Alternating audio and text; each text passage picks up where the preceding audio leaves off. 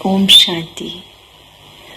कल हम सब ने मुरली का महत्व सुना कि मुरली क्या चीज़ होती है और कैसे सुननी चाहिए। मुरली कोई कांच की मुरली नहीं, लेकिन ये लिखत में महावाक्य माउंट आबू से हमारे पास आते हैं। मेरे हाथ में है ये मुरली, और इस मुरली को सुनने के लिए हमें पहले कुछ पल के लिए अपने मन को बिल्कुल शांत कर देना है और इस स्मृति में बैठना है कि मैं गॉडली स्टूडेंट हूँ, भगवान मुझे पढ़ाते हैं।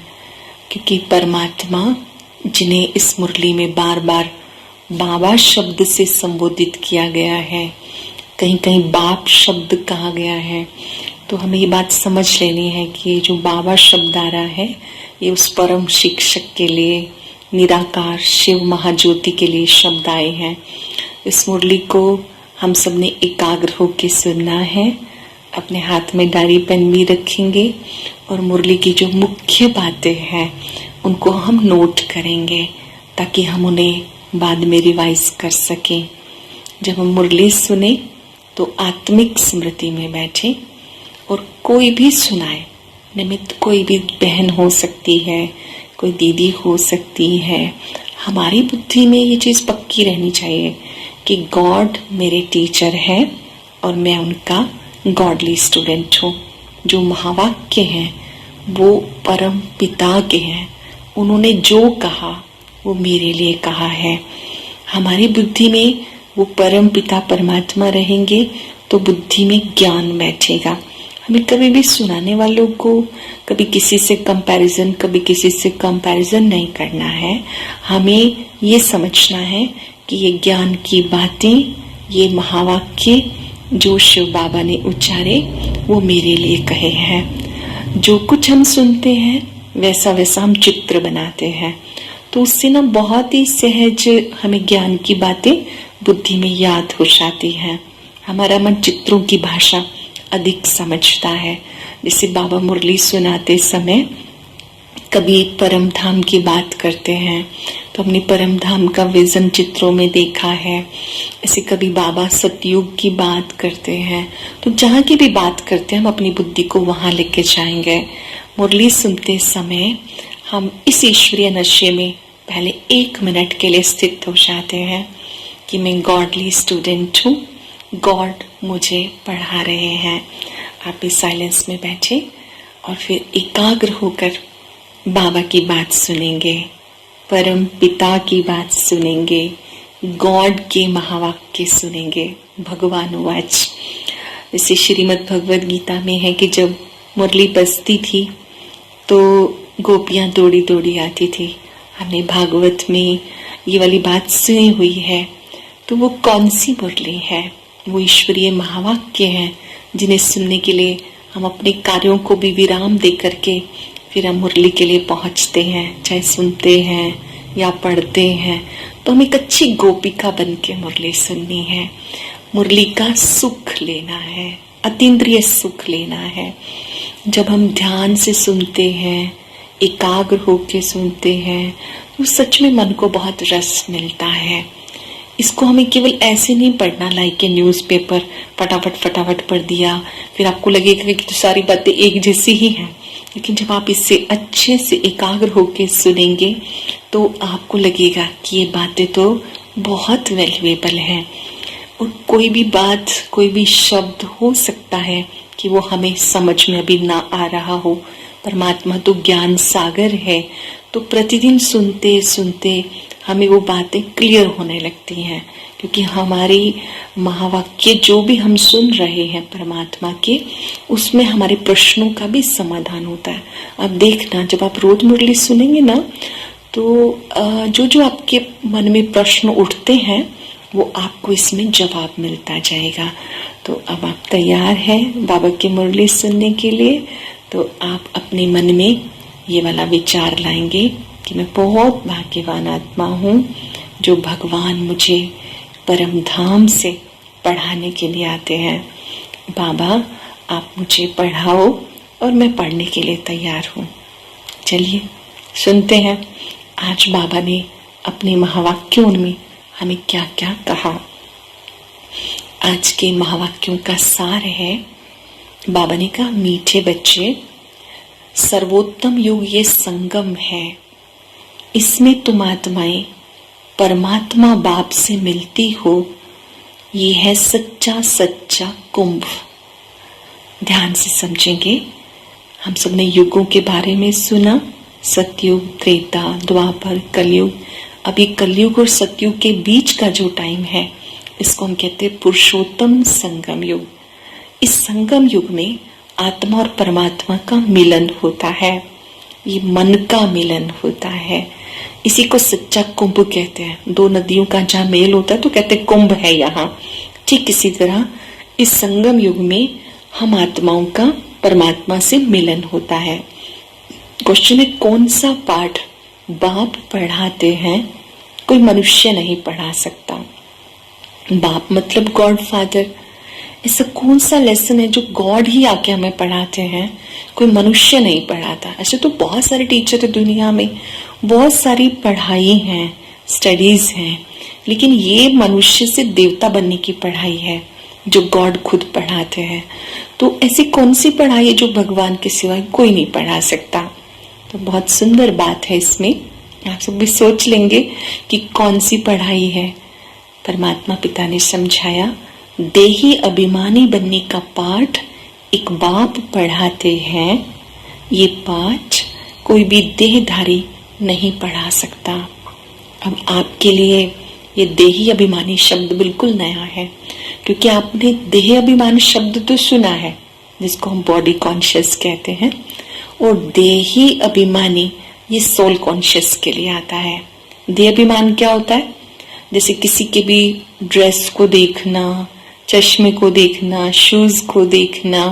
जब हम फिजिकल अपीयरेंस देखते हैं और उसमें भी बार बार उन्हीं चीजों का चिंतन करते रहते हैं, जोर जोर से हंसना, बहलना, सब देह अभिमान में आता है। इसी के साथ जो इसका सकारात्मक शब्द है वो है देही अभिमानी। जब ई की मात्रा लग जाती है तो उसमें हम खुद को आत्मा समझकर ये फील करते हैं कि मैं आत्मा इस शरीर को चला रही हूँ। तो जो देही अभिमानी लोग होते हैं वो इंट्रोवर्ट होते हैं, अंतर्मुखी होते हैं, वो अंतर की ओर अपने आप को देखते हैं। पर ऐसे लोग बहुत शांत होते हैं, बहुत मीठे होते हैं, उनमें इनर स्टेबिलिटी होती है। तो बाबा ने कहा, ये जो पाठ है ना, कि आप अपने को शरीर नहीं आत्मा निश्चय करो कि मैं आत्मा इस शरीर को चला रही हूँ। जस्ट विजुअलाइज कि मैं एक स्टार हूँ, मस्तक में चमक रहा हूँ, और मेरे सामने भी जो आ रहा है वो भी एक स्टार है, शाइनिंग स्टार है, एक विशेष आत्मा है, महान आत्मा है।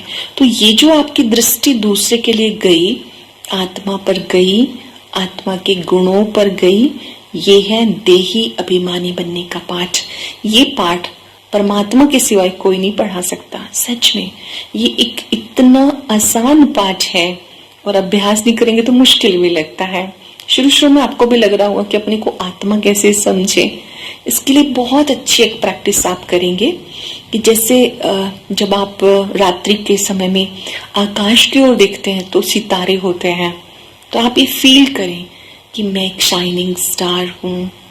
सब अपने अपने मस्तक में शाइनिंग स्टार है, बहुत अच्छा रोल प्ले कर रहे हैं। आज मैं शरीर में हूँ, इससे पहले मैं कहीं और थी। तो इस तरह से शरीर बदलते रहे, लेकिन मैं आत्मा तो अजर अमर अविनाशी हूँ।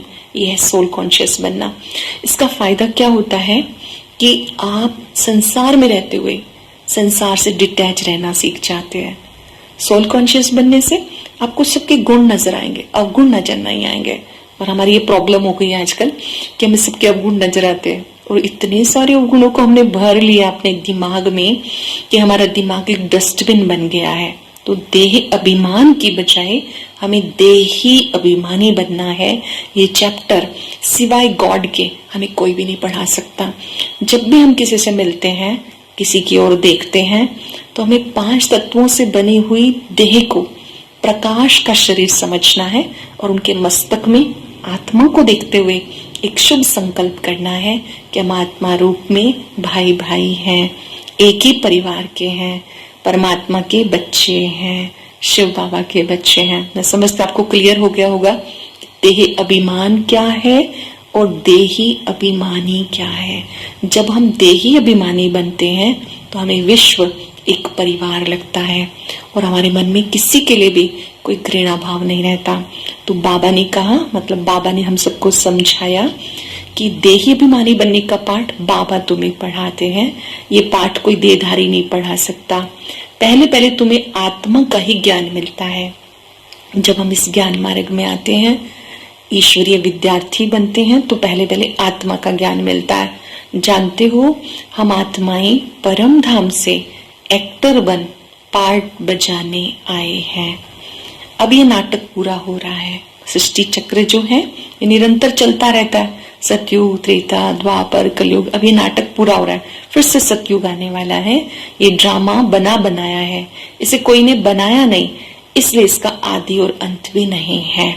बाबा ने समझाया कि आत्मा एक्टर है और वो शरीर लेकर पार्ट बजाती है। ओम शांति। सभी मिलकर बोलेंगे ओम शांति, ओम शांति। जब हम इस महामंत्र का उच्चारण करते हैं तो हमें मन में याद करने हैं। इसके 3 अर्थ होते हैं ओम शांति शब्द के। पहला, मैं एक शांत आत्मा हूं, I am a peaceful star. फिर मेरे जो पिता हैं वो शांति के सागर हैं, शिव बाबा वो शांति के सागर हैं। और तीसरा, मेरा जो घर है वो शांति धाम है, आत्माओं का देश है। तो जब भी हम ओम शांति शब्द बोलें तो हमें ये तीनों अर्थ मन में याद आ जाने चाहिए कि मैं एक पीसफुल स्टार हूँ, शांति के सागर की संतान हूँ, शांति धाम की रहने वाली हूँ। अब हम पूरी मुरली को अटेंशन से सुनेंगे और फील करेंगे कि बाबा हमसे बात कर रहे हैं। गॉड जो है वो हमसे बात कर रहे हैं। निराकार शिव बाबा ब्रह्मा तन से हम रूहों को पढ़ा रहे हैं। बाबा ने कहा, बच्चे तुम जानते हो कि अब ये संगम युग है। संगम, कल्प कल्प के संगम पर बाप स्वयं आते हैं। जो निराकार परमात्मा है वो 5,000 वर्ष में एक बार सृष्टि पर खुद आते हैं। आकर के तुम आत्माओं को ज्ञान देते हैं। यही सच्चा सच्चा कुंभ है। इस युग को पुरुषोत्तम युग कहा जाता है।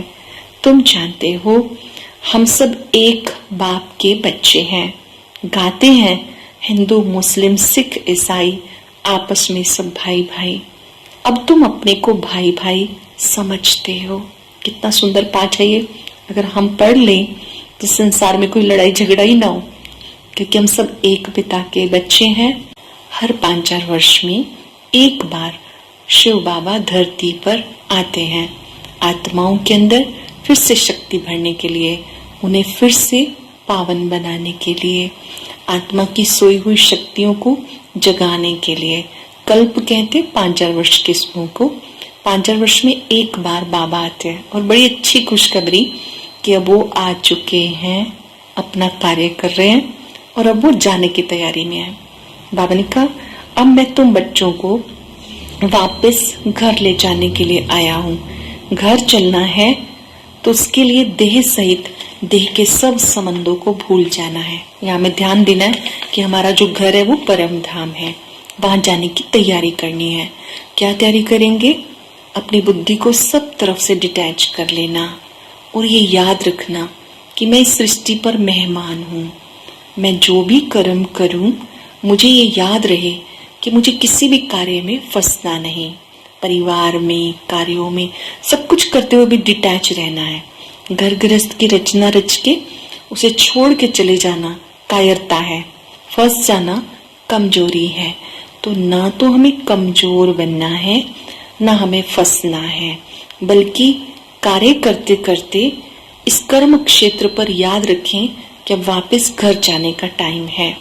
बाबा ने कहा, मैं तुम बच्चों को इस ब्रह्मा तन से पढ़ाता हूँ, मैं ज्ञान सागर हूँ। अब तक तुम कहते थे हे भगवान, हे राम। अब तुम्हें पुकारना नहीं, याद करना है। पहले हम बुला रहे थे, हे भगवान, हे राम। अभी ऐसा नहीं कि हम कहें हे शिव बाबा, नहीं, अभी याद करेंगे कि मैं बाबा का बच्चा हूँ, मेरे बाबा मेरे साथ हैं। पहले हम बुला रहे थे, अब बाबा हमारे लिए आए हैं, तो हमें उनको याद करना है। ये ज्ञान की बातें तुम्हें औरों को भी सुनानी है। बाप का परिचय सबको देना है, क्योंकि सब परमात्मा को ढूंढ रहे हैं। आपको परमात्मा का सत्य परिचय मिला है, तो घर बैठे जब हमें ईश्वर का परिचय मिला, अब हमारा फर्ज है कि दूसरों को भी हम परमात्मा की पहचान दें, उनके साथ संबंध जुड़ाएं। परमात्मा को याद करने से उसकी जो शक्ति है वो हमें मिलनी शुरू हो जाती है। तो बाबा कहते संदेश सबको देना है। तुम प्रजापिता ब्रह्मा की संतान, ब्रह्मा कुमार कुमारियां हो। कोई भी आए तो पूछो किसके पास आए हो, कोई भी आते तो पूछो किसके पास आए हो, और उसको आते ही परमात्मा का परिचय देना है और उनके साथ संबंध जुड़ाना है। तुम बच्चे ही जानते हो हम ब्रह्मा कुमार कुमारियां, जैसे राजा का बच्चा राजकुमार, हम सब ब्रह्मा के बच्चे, ब्रह्मा कुमार ब्रह्मा कुमारियां। वो अलग बात है कि कोई अपने आप को ब्रह्मा कुमार समझता है या नहीं समझता है। ब्रह्मा कुमार कुमारी बनने का अर्थ क्या है? ब्रह्मा कुमार कुमारी बनना अर्थात ईश्वरीय ज्ञान को सुनना, उसको अपने जीवन में उतारना और परमात्मा के कार्य में मददगार बनना। ब्रह्मा की 1000 भुजाएं दिखाते हैं ना शास्त्रों में, तो वो यादगार है कि ब्रह्मा अकेला नहीं, उसके बच्चे भी मददगार है। जैसे बच्चा आपके साथ शॉप पे हेल्प करता है तो आप कहते हो मेरा राइट हैंड है, तो हम सब बाबा की भुजाएं हैं, इसलिए ब्रह्मा को सहस्त्र भुजाधारी भी दिखाते हैं। तो हमें याद रखना है कि हम ब्रह्मा कुमार कुमारियां हैं, उनके बच्चे हैं। हमें चलते फिरते भी बाबा को याद करना है और दूसरों को भी याद दिलानी है। खुद भी याद करना है, दूसरों को भी परमात्मा की याद दिलानी है। आपस में मिलते हैं तो कोई व्यर्थ की बातें नहीं करनी है, बल्कि एक दूसरे से पूछना है आप शिव बाबा को कैसे याद करते हो, आपको कैसा अनुभव होता है। तो ज्ञान की लेन देन करने से क्या होगा कि हमारे मन बुद्धि का भी शुद्धिकरण होता जाएगा, व्यर्थ का किचड़ा निकलता जाएगा। अच्छा, मीठे मीठे सिक्के लदे बच्चों प्रति माता पिता बाप दादा का याद प्यार, गुड मॉर्निंग। रूहानी बाप की रूहानी बच्चों को नमस्ते। बाबा ने कहा बाबा की ओर से सब सिक्के लदे बच्चों को नमस्ते। सिक्के लदे मतलब बहुत लंबे टाइम के बाद मिले, लॉन्ग लॉस्ट चाइल्ड, 5-4 साल के बाद मिले, जिसे हम सुख का लदा भी कहते हैं, बहुत मन्नत मान के जिसको मिलते हैं। माता पिता, माता ब्रह्मा, पिता शिव बाबा का याद प्यार। बाप दादा में भी ब्रह्मा बाबा और शिव बाबा, कभी वो पिता तो वो दादा, वो दादा तो वो पिता, तो दोनों का याद प्यार। बाबा ने कहा बाबा की ओर से बच्चों को नमस्ते।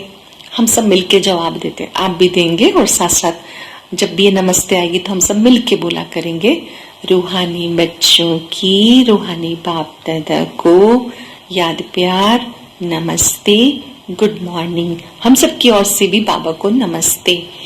संगम युग हमेशा ही गुड मॉर्निंग है, चाहे सुबह हो चाहे शाम को हो। अब है धारणा के लिए सार, जो हमने पूरी मुरली सुनी उसके मुख्य धारणा बिंदु क्या रहे।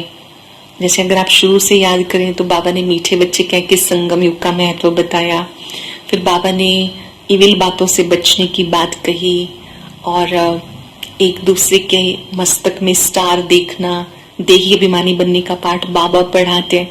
ऐसे आप 1 मिनट के लिए सोच लीजिए कि आज बाबा ने क्या क्या कहा। फिर धारणा के लिए सार, पुरुषोत्तम बनने के लिए कनिष्ठ बनाने वाली जो इविल बातें हैं वो न सुननी है न सुनानी है, एक बाबा से सुनना है। चलते फिरते याद रहे अब वापस घर जाना है। घर जाना है तो अपने मन बुद्धि को सब तरफ से समेट लेना है। उसके बाद अब बहुत सुंदर वरदान, हर मुरली में वरदान होता है। वरदान मतलब गॉड की ब्लेसिंग हमारे लिए, जिसपे हमें पुरुषार्थ करना है। आज का वरदान है, फॉलो फादर के पाठ द्वारा मुश्किल को सहज बनाने वाले तीव्र पुरुषार्थी भव। मुश्किल को सहज बनाने के लिए, पुरुषार्थ में सफलता पाने के लिए पहला पाठ है फॉलो फादर करना, मतलब ब्रह्मा बाप को फॉलो करना। ये पहला पाठ लास्ट स्टेज को समीप लाने वाला है। इस पाठ से अभूल, एक रस, तीव्र पुरुषार्थी बन जाएंगे। अगर हम बाबा को फॉलो करेंगे तो हमसे भूले नहीं होंगी, अवस्था भी एक रस हो जाएगी, हमारी जो आंतरिक स्थिरता है वो बढ़ जाएगी। किसी भी बात में कुछ मुश्किल लगता है जब फॉलो करने की बजाय अपनी बुद्धि चलाते हो, इससे अपने ही संकल्प के जाल में फंस जाते हो, फिर समय भी लगता है, शक्ति भी व्यर्थ जाती है। अगर फॉलो करते जाएंगे तो समय और शक्ति बच जाएगी। सरल शब्दों में हमें बाबा को फॉलो करना है, अपनी बुद्धि नहीं चलानी। उसके लिए हम बाबा की जीवन कहानी पढ़े। एक अद्भुत जीवन कहानी ब्रह्मा बाबा की, बहुत सुंदर कहानी है, जिसको हमने 2 दिन पहले भी सुना था, उसको हम जरूर पढ़ें। बाबा ने कौन सा कर्म कैसे किया, तो कहीं पर भी हमें उलझन होगी तो हमें उसका समाधान मिल जाएगा। अगर हम फॉलो फादर करेंगे तो अबोल भी बन जाएंगे, एक रस भी बन जाएंगे। बहुत सुंदर स्लोगन है। सच्चाई सफाई को धारण करने के लिए स्वभाव को सरल बनाओ। क्या होती है सरलता? सरलता का मतलब अंदर बाहर एक जैसा। सरलता का मतलब होता है जो बड़ी बात को छोटा कर दे, छोटी बात को समाप्त कर दे। और पूरी मुरली में से अब होमवर्क क्या रहेगा? हम चलते फिरते सबको आत्मा देखने का अभ्यास करेंगे, और किसी को भी देखेंगे तो बहुत अच्छी बात सोचेंगे, मन से सोचेंगे कि जो मेरे सामने उपस्थित है ये बहुत महान आत्मा है, दिव्य आत्मा है, भाग्यवान आत्मा है। अपने को भी आत्मा समझेंगे, दूसरों को भी आत्मा देखेंगे, और हर कर्म से पहले ये याद करेंगे, मैं बाबा का बच्चा हूँ, मेरे बाबा मेरे साथ हैं। करेंगे आप सब अभ्यास? रेडी? आपको बहुत ही अच्छा लगेगा। अब हमें रात्रि तक, सुबह हम जैसे मुरली सुन रहे हैं तो रात्रि तक हम ये अभ्यास करेंगे। मैं शुद्ध आत्मा हूँ, मैं बाबा का बच्चा हूँ, मेरे बाबा मेरे साथ है। और जो भी कोई आएगा उसको खाली नहीं भेजेंगे, उसको कुछ ना कुछ दे के भेजेंगे मन से। जैसे कि आप बहुत अच्छे हो, आप बहुत भाग्यवान आत्मा हो, आप सरल चित आत्मा हो, आप प्रभु पसंद आत्मा हो। ऐसे जितना आप अच्छा सोचेंगे, मुख से भी बोलेंगे दूसरों को कि आप बहुत अच्छे हो, कहीं दिल से बोलेंगे, कहीं आपको मुख से बोलने में कठिनाई अनुभव हो रही है तो मन मन में दुआ देंगे, तो ये आत्म अभिमानी बनने का पाठ, देही अभिमानी बनने का पाठ हमें बाबा के समीप ला देगा। जैसे आज आपने ध्यान से मुरली सुनी, अब इस मुरली के होमवर्क को भी हम लगातार अभ्यास करते रहेंगे। आप मुरलीधर की मुरली सुनकर अपने मन से सदा इंद्रिय सुख में रहें। ओम शांति।